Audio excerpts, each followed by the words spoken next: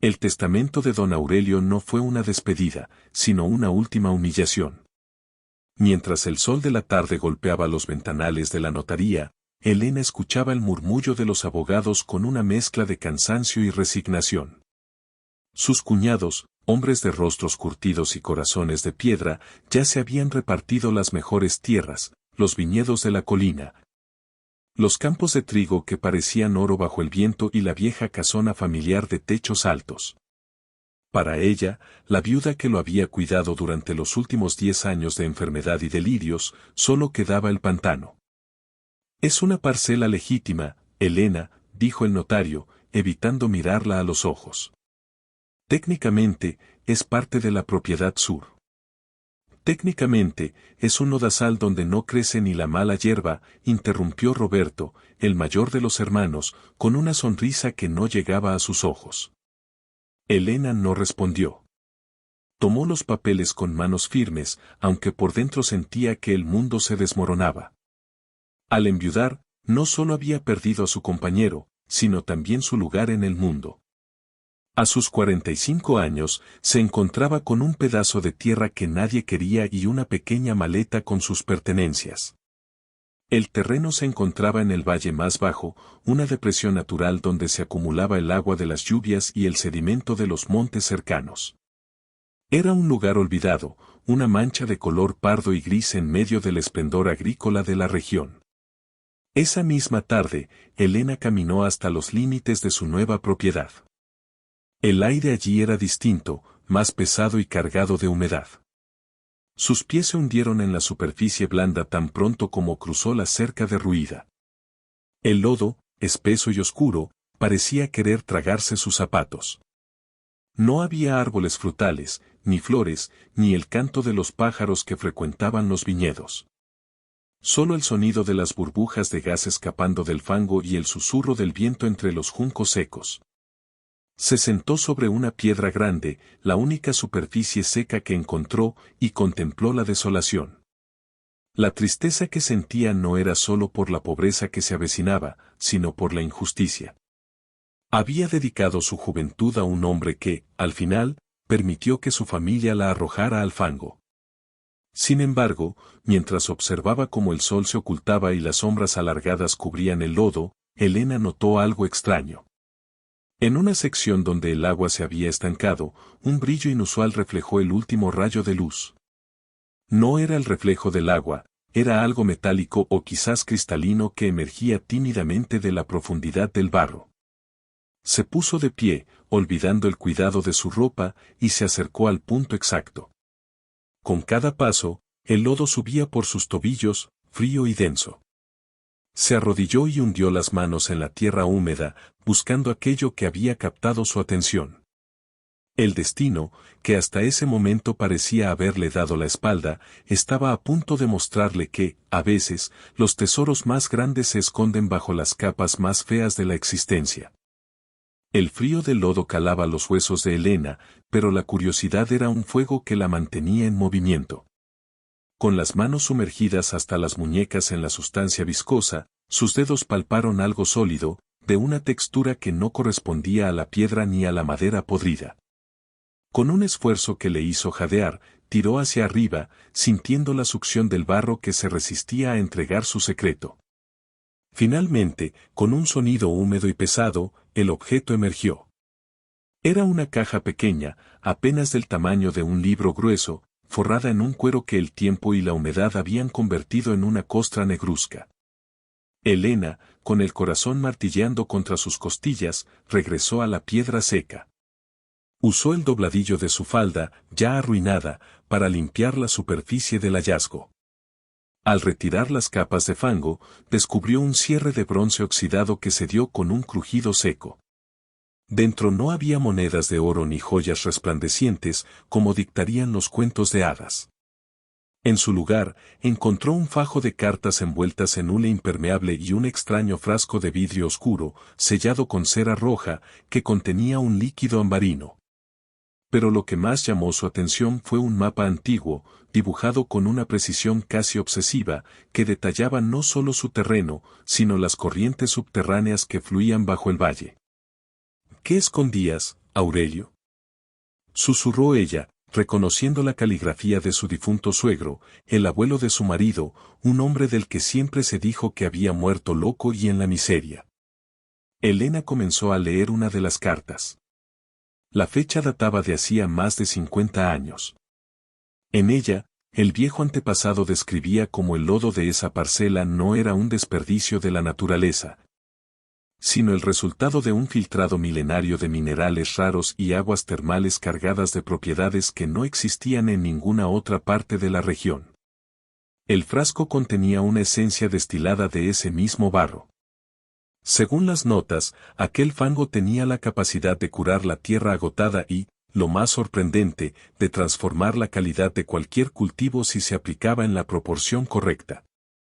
Mientras la oscuridad se apoderaba del paisaje, Elena comprendió la magnitud de la burla de sus cuñados. Ellos creían haberle dado la basura, pero en realidad le habían entregado la fuente de la vida del valle. Sin embargo, no sería fácil. El mapa indicaba que el corazón del manantial estaba obstruido por sedimentos antiguos y que, para reclamar el verdadero potencial del terreno, tendría que cavar profundo, enfrentándose no solo a la fatiga física, sino al escarnio de quienes la veían desde las alturas de los viñedos. Esa noche, Elena no regresó al pueblo. Se refugió en una pequeña choza de herramientas abandonada en la orilla del terreno. Encendió una vela y pasó las horas estudiando el mapa. Sus manos, antes suaves y cuidadas, ahora estaban teñidas de un gris persistente, pero sus ojos tenían un brillo que no habían tenido en años. Ya no era la viuda desamparada, era la dueña de un misterio que latía bajo sus pies, esperando ser despertado. El lodo ya no le parecía sucio, le parecía una promesa. Al alba, Elena salió con una pala vieja que encontró en la choza. El valle estaba cubierto por una neblina espesa, y a lo lejos, pudo ver las luces de la gran finca de sus cuñados. Ellos celebraban su herencia con vino y risas, sin imaginar que la mujer a la que habían despreciado estaba a punto de hundir sus manos en la verdadera riqueza de la tierra. El trabajo físico fue una agonía para la que Elena no estaba preparada. Durante los primeros 3 días, el valle se convirtió en un escenario de lucha silenciosa. Cada palada de lodo pesaba como el plomo, y el terreno parecía regenerarse por sí mismo, rellenando los huecos que ella abría con una terquedad casi consciente. Sus manos se llenaron de ampollas que pronto se convirtieron en callos, y su espalda gritaba de dolor bajo el sol implacable, pero la visión del mapa de su suegro la mantenía en pie. Y mira eso. La viuda se ha vuelto loca. Gritó un jornalero desde el camino que conducía a las tierras de Roberto. Las burlas no tardaron en llegar. Sus cuñados, montados en sus caballos finos, se detenían a veces en el límite de la propiedad para observar el espectáculo.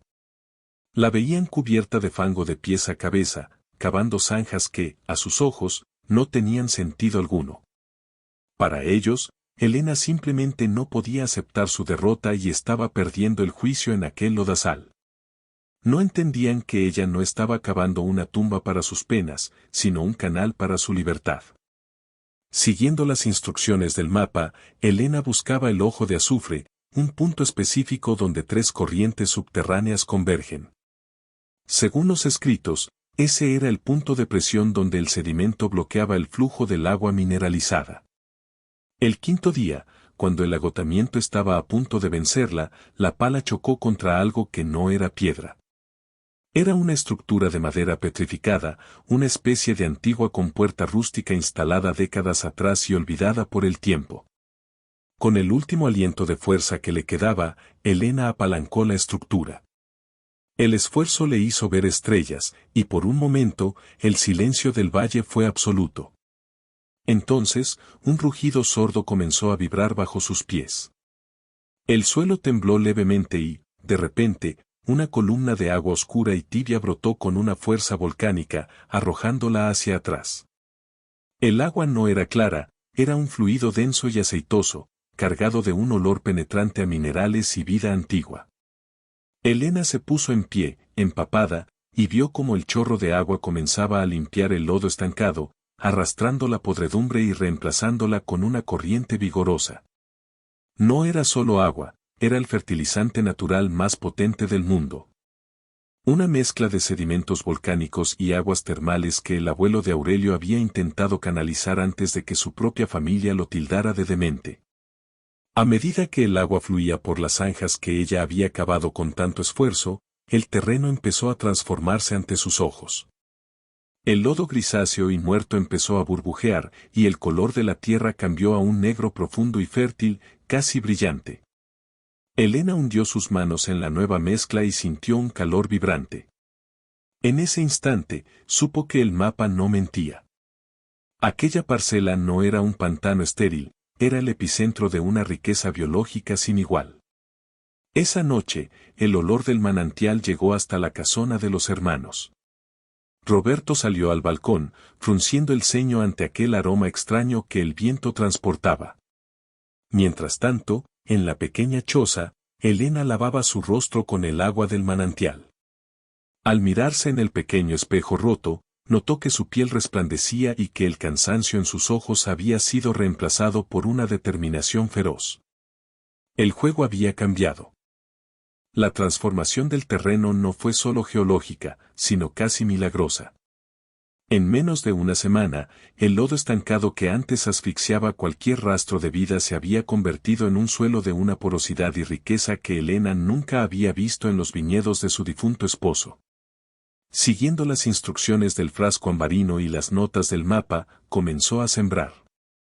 No tenía dinero para semillas costosas, así que compró restos de bulbos y semillas de hortalizas que el mercado del pueblo descartaba por muertas. Lo que ocurrió a continuación desafió toda lógica agraria. Donde normalmente una semilla tardaría semanas en germinar, en el pantano los brotes emergieron en cuestión de días. Pequeños tallos de un verde esmeralda tan intenso que parecía irreal perforaron la costra de tierra negra. Pero no era solo la velocidad, sino la vitalidad. Las plantas crecían con tallos gruesos y hojas anchas, alimentadas por ese flujo constante de agua termal y minerales que Elena ahora controlaba mediante un sistema de compuertas artesanales. Sin embargo, el éxito empezó a atraer miradas peligrosas. Roberto y sus hermanos, intrigados por el extraño verdor que comenzaba a destacar en la parte más baja del valle, decidieron bajar a investigar. Una mañana, mientras Elena podaba con cuidado unas tomateras que ya alcanzaban su cintura, la sombra de 3 hombres y sus caballos se proyectó sobre ella. ¿Qué clase de brujería estás haciendo aquí, Elena?, preguntó Roberto, bajando de su montura. Sus ojos recorrieron las hileras de cultivos con una mezcla de envidia y sospecha. Este lugar debería ser una tumba de barro, no un jardín. La tierra solo es una tumba para quien no sabe escucharla, Roberto, respondió ella sin levantarse, manteniendo la calma a pesar del nudo en su estómago. Ustedes me dieron lo que no querían. Ahora, esto es mío. Roberto se acercó a una de las plantas y arrancó un fruto que aún estaba verde. Al apretarlo, la firmeza y el aroma que desprendió lo dejaron atónito. Él, que se jactaba de tener los mejores agrónomos para sus viñedos, sabía que esa calidad era imposible de obtener de forma natural en tan poco tiempo. La avaricia, un rasgo familiar que Elena conocía bien, empezó a nublar el juicio de su cuñado. Este terreno sigue siendo parte de la cuenca familiar, dijo él, bajando la voz de forma amenazadora. Si has encontrado un pozo o has desviado agua de mis tierras, lo recuperaremos por la fuerza si es necesario. No creas que una mujer sola podrá defender este lodazal si descubrimos que nos estás robando. Elena se puso en pie, sosteniendo su pala como si fuera un cetro. No tenía armas, pero tenía la verdad de los documentos que sus cuñados ni siquiera se molestaron en leer antes de firmar el testamento.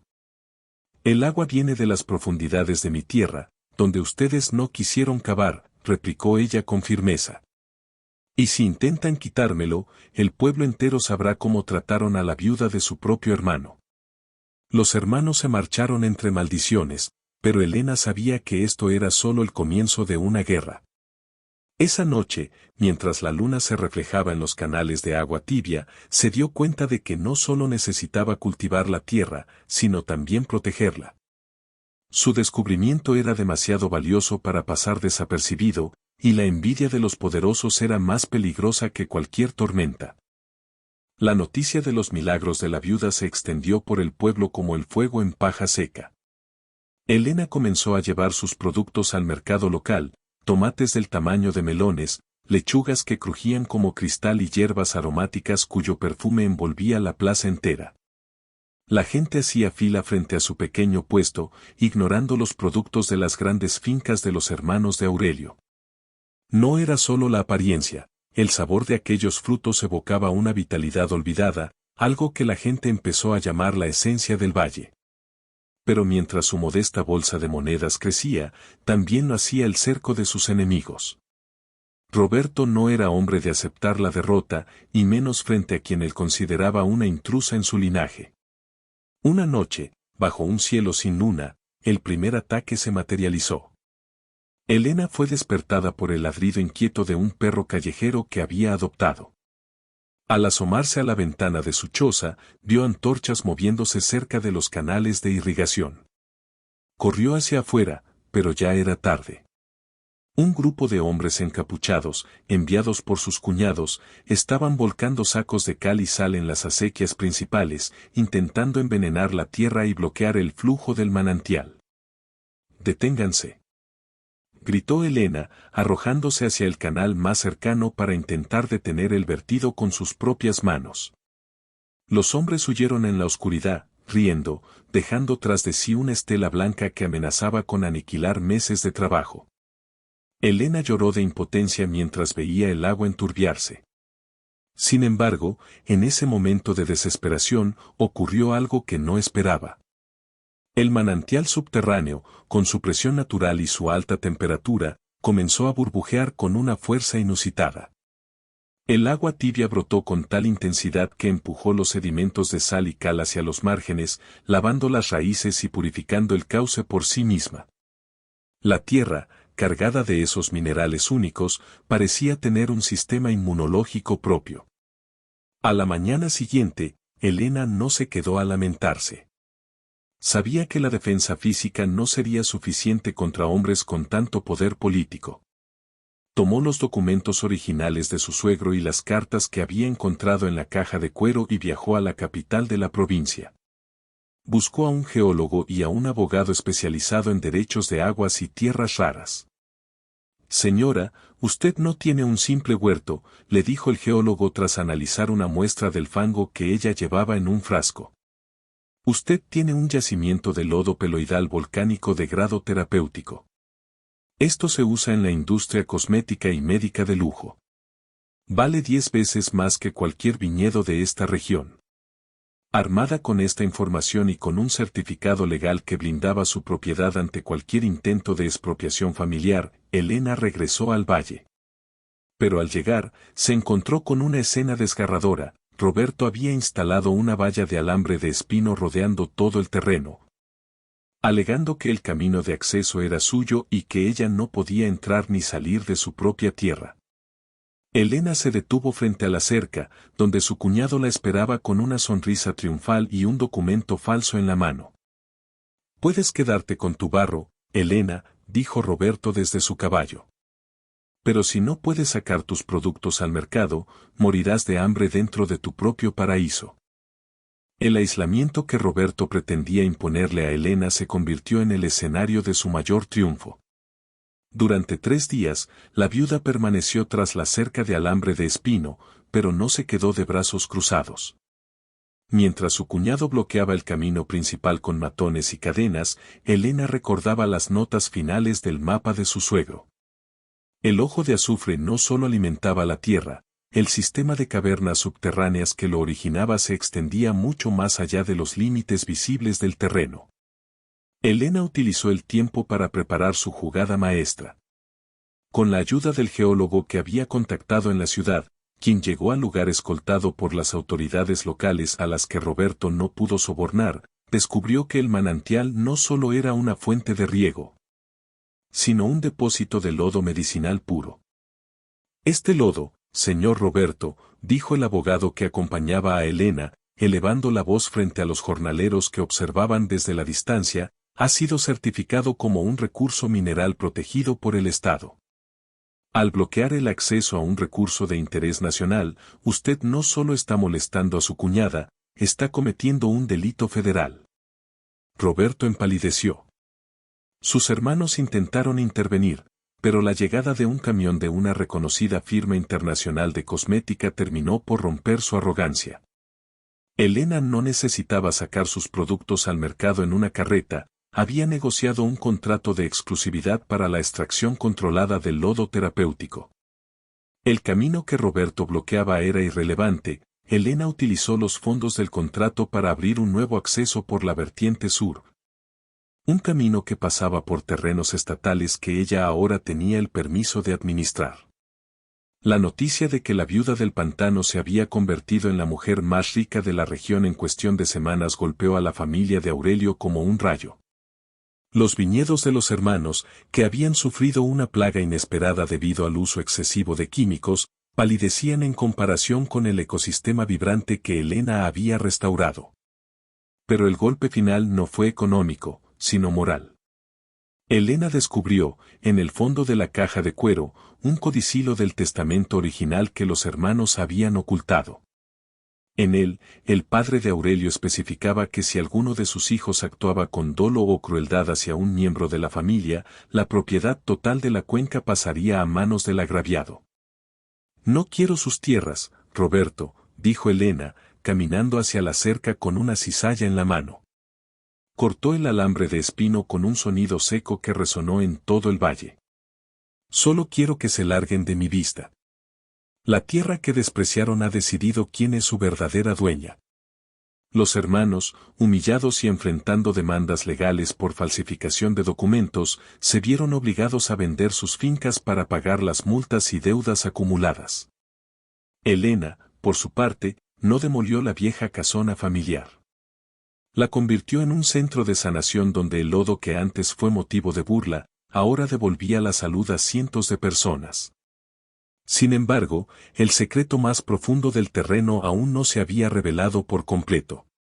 Una tarde, mientras Elena supervisaba la limpieza de una de las pozas naturales, el agua se retiró de forma inusual, dejando al descubierto una entrada de piedra tallada que no figuraba en ningún mapa. La entrada de piedra tallada no era una formación natural, sino un vestigio de una civilización que entendía la tierra mucho mejor que los hombres modernos. Elena, sosteniendo una linterna, descendió por los escalones húmedos que conducían a una cámara subterránea justo debajo del ojo de azufre. Allí, las paredes estaban cubiertas de cuarzo y vetas de oro que nadie había tocado en siglos, pero el verdadero tesoro no era el metal precioso. En el centro de la cámara, el agua del manantial brotaba de una fuente de piedra que llevaba grabada una inscripción en un dialecto antiguo. La tierra solo entrega su alma a quien está dispuesto a mancharse las manos para salvarla. Elena comprendió entonces que su suegro no estaba loco. Él había encontrado este lugar y, sabiendo que su propia descendencia era ambiciosa y rapaz, decidió proteger el secreto. Sabía que solo alguien con la humildad y la necesidad suficiente para excavar en el fango tendría la pureza de corazón para administrar tal poder. Al darle el terreno lleno de lodo, Aurelio no solo la estaba poniendo a prueba, sino que le estaba entregando las llaves de un legado que trascendía el dinero. Con los años, el pantano dejó de llamarse así para convertirse en el Edén de la viuda. Elena no se convirtió en una empresaria fría, utilizó su inmensa fortuna para transformar toda la región. Compró las tierras que sus cuñados habían arruinado con químicos y las restauró utilizando el lodo medicinal y las técnicas de filtrado natural que aprendió de los antiguos escritos. Lo que antes era un valle dividido por la envidia se convirtió en una cooperativa floreciente donde los campesinos ya no eran peones, sino socios. Roberto y sus hermanos terminaron trabajando en ciudades lejanas, viviendo en la mediocridad de quienes lo tuvieron todo y lo perdieron por su propia arrogancia. A veces, los rumores de la belleza y la paz que reinaban en las tierras de Elena llegaban a sus oídos como un eco de un paraíso perdido, una bofetada constante de su propio error. En su vejez, Elena solía sentarse en la misma piedra donde, años atrás, lloró su aparente desgracia. El aire ya no era pesado ni olía a podredumbre, ahora olía a jazmines, a tierra fértil y a agua pura. El lodo, aquel que sus cuñados despreciaron como basura, había construido un hospital, una escuela y un futuro para miles de personas. Elena miró sus manos. Ya no estaban manchadas de gris, pero conservaban las cicatrices de las ampollas de aquellos primeros días de lucha. Esas marcas eran sus medallas de honor. Se puso de pie y caminó hacia el manantial, viendo cómo los niños del pueblo jugaban cerca del agua que alguna vez fue su mayor desafío y terminó siendo su mayor bendición. La viuda no solo había encontrado una fortuna, había encontrado su propósito. Al final, el fango no la había hundido, la había elevado por encima de todos aquellos que nunca se atrevieron a ver más allá de la superficie.